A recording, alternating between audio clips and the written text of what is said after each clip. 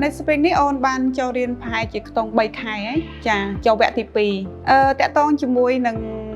លទ្ធផលនៃការសិក្សាបងអូនកន្លងមកនេះឃើញថាមានការរីកចម្រើនច្រើនចាតាក់ទងតាំងពីការនិយាយស្ដីចាមានភាពក្លាហានក៏ដូចជាពាក់ព័ន្ធជាមួយខាង speaking ការនិយាយរបស់គាត់ចាគាត់អាចឈរនិយាយឬក៏ថតជាវីដេអូផ្ញើទៅ teacher ហើយការបញ្ចេញសំឡេងចានិងភាពក្លាហានរបស់គាត់គឺមានច្រើនចារីកចម្រើនច្រើនតាមការសង្កេតឃើញនៅក្នុងការសិក្សារបស់គាត់រីកចម្រើនទៅលើការនិយាយភាសាអង់គ្លេសជាមួយបងប្អូនគាត់ទាំងពីរនាក់ហ្នឹងហើយតាក់ទងការសិក្សាកិច្ចការរបស់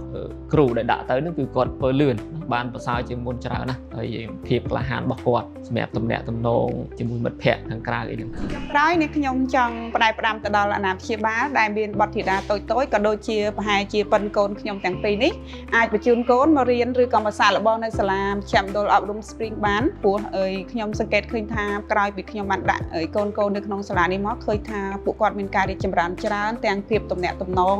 ភាពក្លាហានក៏ដូចជាសកម្មភាពជាច្រើនចាអរគុណច្រើនចុះឈ្មោះបុត្រធីតាលោកអ្នកនៅមជ្ឈមណ្ឌលអប់រំ Spring នឹងទទួលបានអាហារូបករណ៍ភ្លាមៗសម្រាប់កម្មវិធីសិក្សាភាសាអង់គ្លេសនិងភាសាចិនដោយគ្រាន់បំពេញព័ត៌មាននៅក្នុង link ដែលបានដាក់នៅក្នុង caption ឬ scan QR code ដែលមាននៅក្នុងវីដេអូនេះជាការស្រេច